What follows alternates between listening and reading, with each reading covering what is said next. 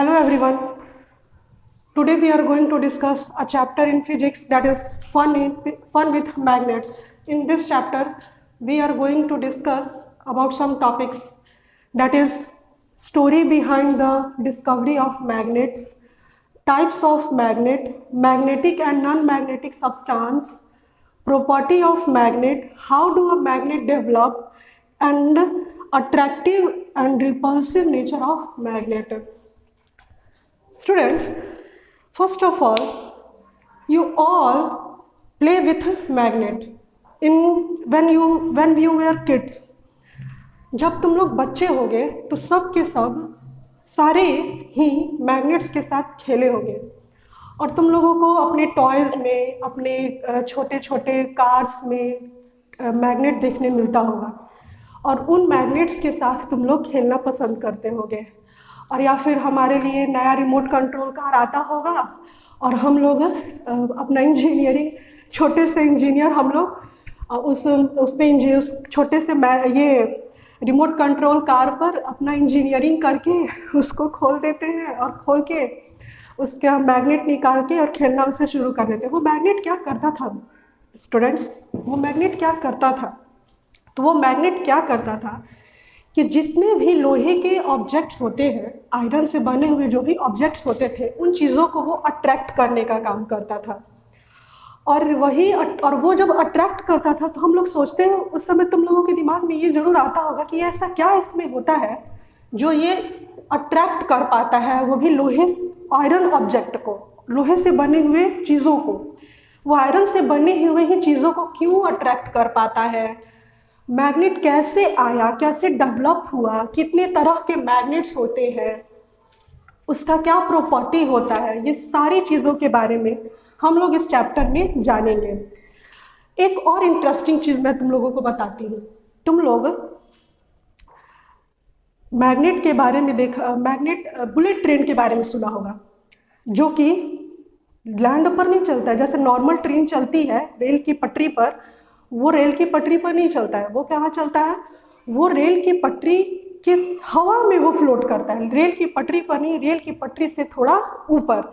और ऐसा उसको देखने में लगता है कि वो हवा में ही फ्लोट कर रहा है और अप्रॉक्स 500 किलोमीटर की स्पीड से वो दौड़ती है।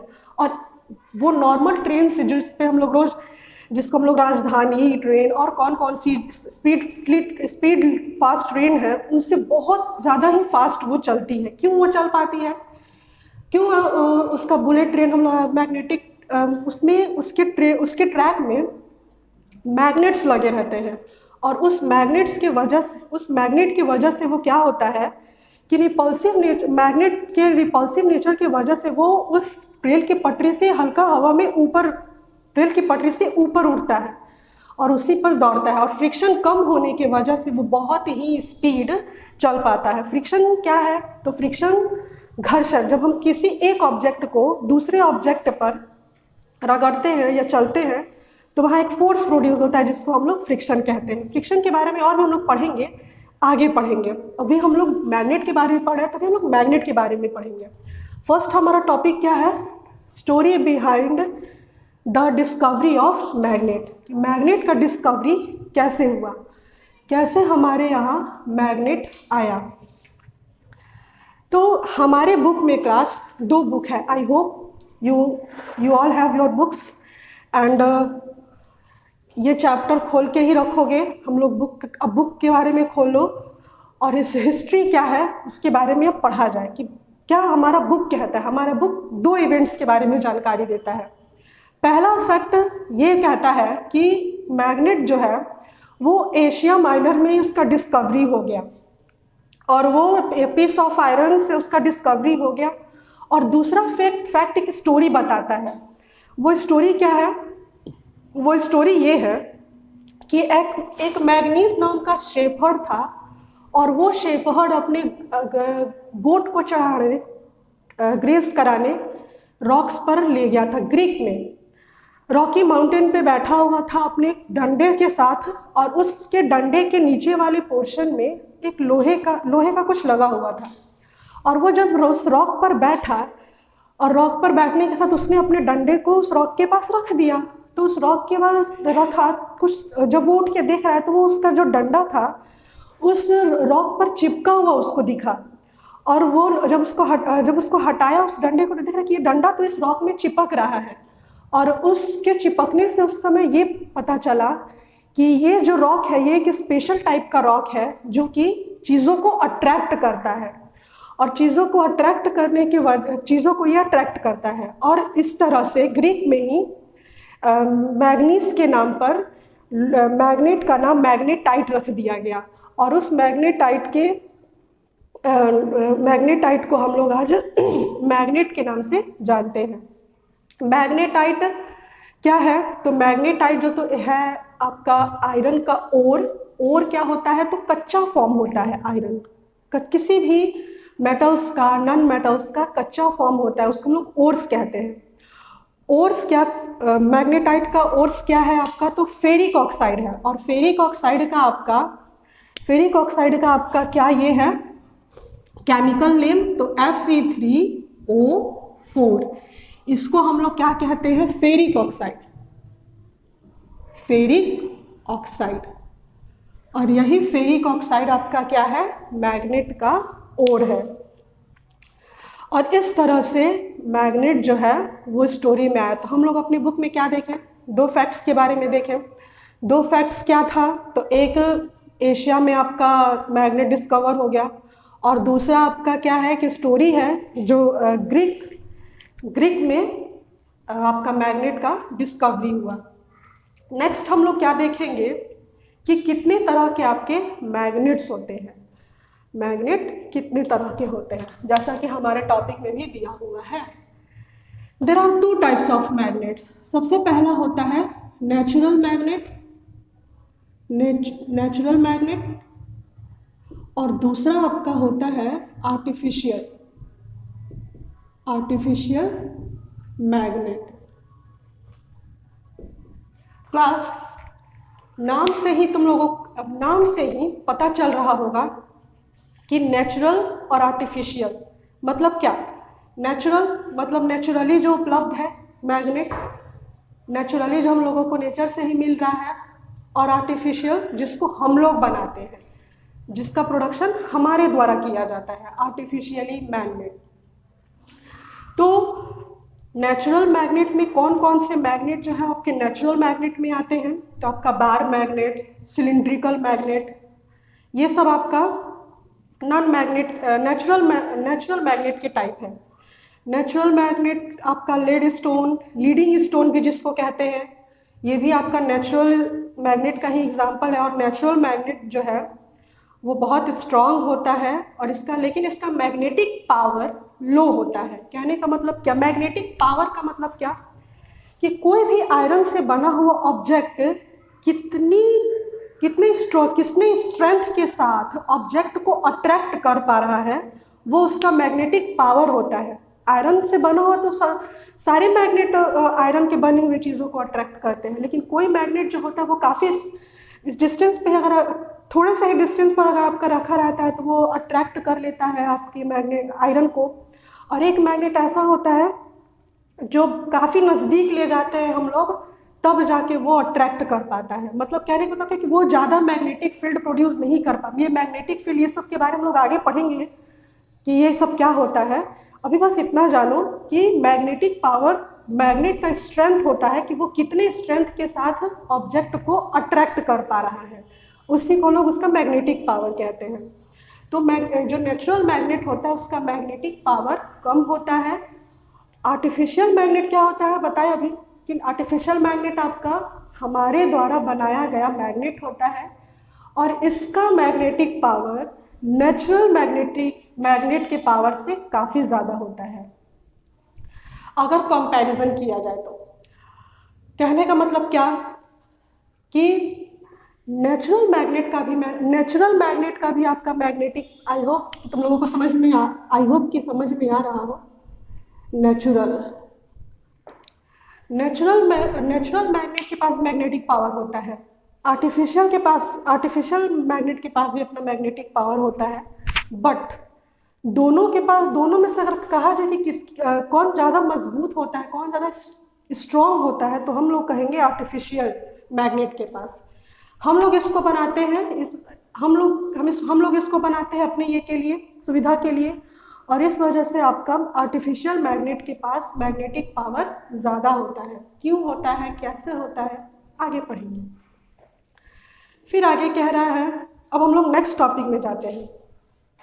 अब क्या है, मैग्नेटिक और नॉन मैग्नेटिक सब्सटेंस। मैग्नेटिक और नॉन मैग्नेटिक सब्सटेंस क्या है?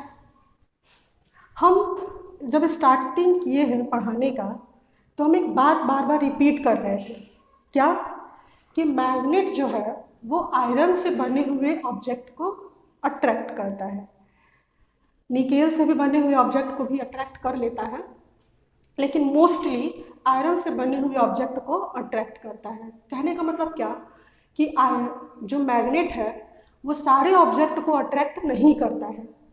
मैग्नेट जो है वो मैग्नेटिक सब्सटेंस को ही अट्रैक्ट कर पाता है, नॉन मैग्नेटिक सब्सटेंस को अट्रैक्ट नहीं कर पाता है। तो ये मैग्नेटिक सब्सटेंस क्या है और नॉन मैग्नेटिक सब्सटेंस क्या है देखा जाए तो देखो, ऐसे सब्सटेंस जिनको मैग्नेट अट्रैक्ट कर सकता है उनको हम लोग मैग्नेटिक सब्सटेंस कहते हैं, जैसे आयरन, कोबाल्ट, निकेल और एक्सेट्रा। मतलब क्या कि आयरन, कोबाल्ट और निकेल से बने हुए ऑब्जेक्ट को मैग्नेट अट्रैक्ट कर सकता है। इसके अलावा और छोटी मोटी चीज़ें कोई होंगी जिनको अट्रैक्ट कर सकता है, लेकिन मोस्टली आपका आयरन, कोबाल्ट और निकेल से ही बने हुए ऑब्जेक्ट को मैग्नेट जो है वो अट्रैक्ट कर पाता है। इसके अलावा जो भी चीज़ें हैं वो नॉन मैग्नेटिक सब्सटेंस में आते हैं। नॉन मैग्नेटिक सब्सटेंस में क्यों? क्योंकि उनको आयरन कैरिंग में उनको मैग्नेट अट्रैक्ट नहीं कर पाता है। जैसे नॉन मैग्नेटिक सब्सटेंस में तब क्या आ जाएगा, तो नॉन मैग्नेटिक सब्सटेंस में आपका aluminium, copper, brass, plastic, rubber, ये सारी ऐसी चीज़ें हैं जिनको मैग्नेट अट्रैक्ट नहीं कर सकता है। तो ये सारी चीज़ें आपके क्या है, नॉन मैग्नेटिक सब्सटेंस है। तो आई होप कि आप लोगों को क्या स्टोरी है मैग्नेट के पीछे का, कैसे मैग्नेट का डिस्कवरी हुआ, मैग्नेट कितने तरह के होते हैं और मैग्नेटिक और नॉन मैग्नेटिक सब्सटेंस क्या होता है, आप लोगों को समझ में इतना आ गया होगा।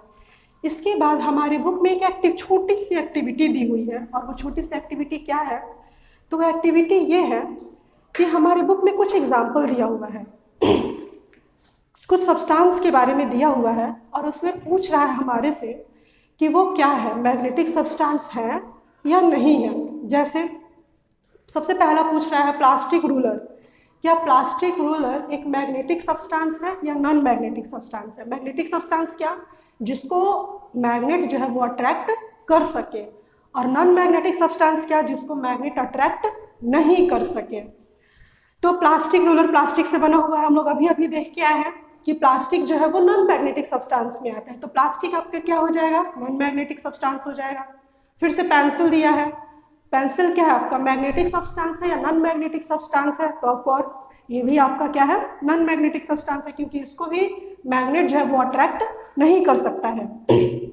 कॉम्ब आपका प्लास्टिक को भी हम लोग देखे हैं कि वो आपका अभी हम लोग ऊपर देखें कि आपका प्लास्टिक का जो रूलर था, प्लास्टिक का स्केल, वो क्या है, प्लास्टिक है तो वो अट्रैक्ट नहीं कर पाएगा। तो क्या ये कॉम्ब भी तो आपका प्लास्टिक का ही बना हुआ होता है या लकड़ी का भी बनता है, लेकिन क्या वो उसको मैग्नेट अट्रैक्ट कर सकता है, वो चाहे लकड़ी का हो या प्लास्टिक का? बिल्कुल भी नहीं। ग्लास भी आपका शीशा, उसको भी अट्रैक्ट, वो भी नॉन मैग्नेटिक सब्सटेंस है, तो इसको भी अट्रैक्ट नहीं कर सकता है। आयरन नील, तो आयरन नील आपका आयरन से बना हुआ है, लोहे से बना हुआ है, तो इसको बिल्कुल अट्रैक्ट कर सकता है। फिर है आपका स्क्रू ड्राइवर भी आपका लोहे का है, अगर लोहे का है तो उसको अट्रैक्ट कर सकता है। कॉइन, लोहे का कॉइन अट्रैक्ट करता है। फिर सीजर भी आपका लोहे से बनता है, तो उसको भी अट्रैक्ट कर सकता है। फिर से आपका मैच बॉक्स में आपका प्लास्टिक होता है, तो उसको अट्रैक्ट, प्लास्टिक कैरी में पेपर होता है, पेपर आप उसको अट्रैक्ट नहीं कर सकता है क्योंकि पेपर एक नॉन मैग्नेटिक सब्सटेंस है। फिर आपका चौक भी आपका नॉन मैग्नेटिक सब्सटेंस है, तो उसको भी अट्रैक्ट नहीं कर सकता है मैग्नेट। और भी बहुत सारे एग्जाम्पल्स आपकी बुक में दिए हैं, आप लोग खुद से ट्राई करिएगा, आपको जरूर आएगा। फिर आगे है कि सॉइल मैग्नेटिक सब्सटेंस का प्लेस अब हम लोगों को कह रहा है कि कहीं कहीं के सॉइल में हम लोगों को मैग्नेटिक सब्सटेंस कहीं कहीं के सॉइल में या सैंड में हम लोगों को कुछ मैग्नेट मिलते हैं। जैसे थोड़ी सी रीडिंग कर रही हूँ मैं आपके लिए। जैसे sand and soil of different places contain magnetic and non magnetic substance in different proportions. Sand and soil of river contain large number of magnetic substance in comparison of garden soil and or soil, I mean sand। क्या कह रहा है कि कहीं कहीं का soil होता है जो आपका या फिर सैंड, वो बहुत ह्यूज अमाउंट में मैग्नेटिक सब्सटेंस कंटेन करता है, और कहीं कहीं का आपका जो सॉइल होता है उसमें मैग्नेटिक सब्सटेंस बिल्कुल भी नहीं होता है। जैसे क्या कह रहा है कि सैंड और सॉइल, कहाँ का सैंड और सॉइल, जो रिवर के पास जो सैंड और सॉइल पाए जाते हैं, उस सैंड और सॉइल में हम लोगों को ह्यूज अमाउंट में मैग्नेटिक सब्सटेंस मिलेंगे। लेकिन अगर आप चले जाओ गार्डन के सॉइल में या कहीं गार्डनिंग के लिए अगर सैंड रखा हुआ हो, वहाँ उस सैंड को लो या सॉइल को लो, तो आपको क्या दिखेगा कि गार्डन वाले सैंड और सॉइल में आपको मैग्नेटिक सब्सटेंस नहीं मिलेगा। कहने का मतलब कि अगर आप गार्डन के सॉइल और सैंड को लेते हो और आप रिवर के सैंड और सॉइल को लेते हो, तो रिवर के सैंड और सॉइल में आपको मैग्नेटिक सब्सटेंस मिलेगा, लेकिन गार्डन के सॉइल या सैंड में आपको मैग्नेटिक सब्सटेंस नहीं मिलेगा। और इसके बाद फिर आपका एक एक्टिविटी दिया हुआ है, और उस एक्टिविटी में आपका गार्डन के सॉइल को लिया है और आपके रिवर के सॉइल को लिया है, और वहाँ क्या कर रहा है, एक मैग्नेट लेकर गया है, और उस मैग्नेट से तो हम लोग क्या देख रहे थे, हम लोग देख रहे थे एक्टिविटी। क्या कहा कि गार्डन के सॉइल को लेकर और रिवर के सॉइल को लेकर। रिवर का सॉइल हम लोग ले रहे हैं, तो रिवर के सॉइल में आपका ज़्यादा मैग्नेटिक सब्सटेंस मिलेगा, और गार्डन के सॉइल में आपको मैग्नेटिक सब्सटेंस कम मिलेगा। जैसे आप लोग मैग्नेट लेकर जाओ कहने का मतलब एक्सपेरिमेंट के लिए मैग्नेट लो और गार्डन का सॉइल इकट्ठा करो, और अगर हो पाए तो, ऐसा नहीं है कि किसी का परेशान कर दो पेरेंट्स को कि हाँ बस हमको लाके देना ही है, नहीं, ऐसा कुछ नहीं। अगर उपलब्ध हो जाए आसानी से तो करके देखो, मज़ा आएगा करने में। एक्टिविटी, मैग्नेट एक लीजिए, बार मैग्नेट, और उस बार मैग्नेट को लेकर क्या करिए, रखे रहिए, और उसके बाद क्या करिए कि गार्डन का सॉइल अपने पास इकट्ठा करिए, और रिवर के पास का अगर सॉइल या सैंड कुछ भी अगर मिल जाता है तो उसको इकट्ठा करिए। और उसको इकट्ठा करने के बाद क्या देखना है, बार मैग्नेट को ले जाके सॉइल के पास, सॉइल को क्या करना है कि फ्लैट किसी भी पेपर पर या फिर जो भी आप लोगों के पास हो उस पर फैला देना है, और फैलाकर बार मैग्नेट को ले जाकर उसके सॉइल के चारों तरफ या सैंड के चारों तरफ जो भी आपके पास है उसके चारों तरफ घुमाओ। तो उसमें आपको क्या दिखेगा कि कुछ सब्सटेंस जो है वो मैग्नेट में जाके चिपक जाएंगे, और जब आप गार्डन के सॉइल में ले जाओगे तो वहाँ आपको बहुत कम सब्सटेंस ऐसे दिखाई देंगे जो मैग्नेट पे जाके चिपकेंगे। इससे क्या पता चलेगा कि आपका रिवर के पास में आपका ज़्यादा आपका मैग्नेटिक सब्सटेंस चिपकेगा आपके मैग्नेट में, और वही गार्डन के सॉइल के पास का आपका जो मैग्नेटिक सब्सटेंस होगा उतना नहीं चिपकेगा आपके बार मैग्नेट में। और ये इस एक्सपेरिमेंट से हम लोगों को पता चल जाएगा कि गार्डन के सॉइल में या सैंड में मैग्नेटिक सब्सटेंस रिवर के कंपैरिजन में कम होता है। दैट मीन्स रिवर में मैग्नेटिक सब्सटेंस ज़्यादा उपलब्ध हो पाता है। अब हमारा क्लास नेक्स्ट टॉपिक है पोल्स ओ। अब हम मैग्नेटिक और नॉन मैग्नेटिक सब्सटेंस हो गया। सॉरी फॉर मिस्टेक, एक टॉपिक मेरा यहाँ पे छूट गया है, पोल्स ऑफ मैग्नेट।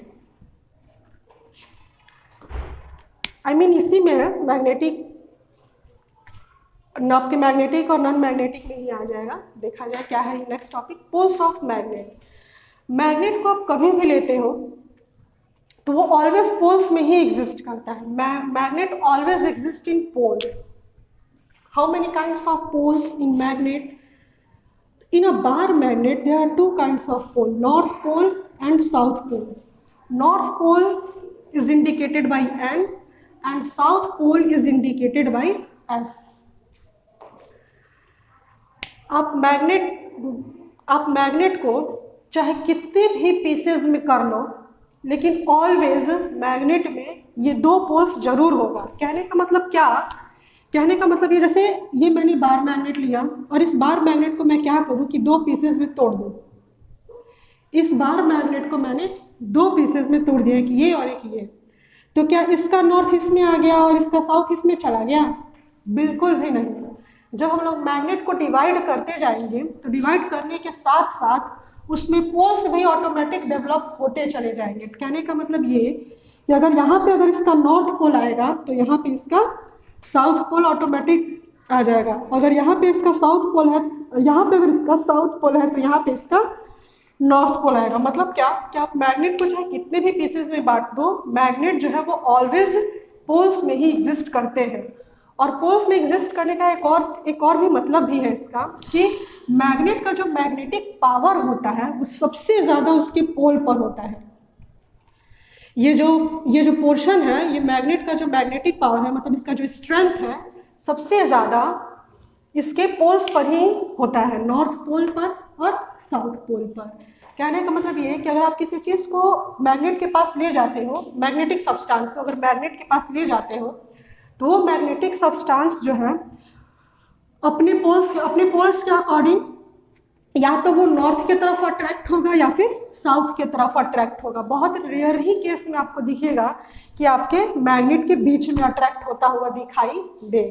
मोस्टली क्या, हमेशा ही या तो आपके नॉर्थ पोल पे जाएगा या फिर साउथ पोल पे जाएगा। अच्छा, एक और चीज़ मैंने बोला कि या तो वो नॉर्थ पे जाएगा, नहीं तो साउथ पे जाएगा, या फिर दोनों पे भी जा सकता है। फिलहाल हम लोग इतना ही पढ़ते हैं, आगे का टॉपिक नेक्स्ट डे।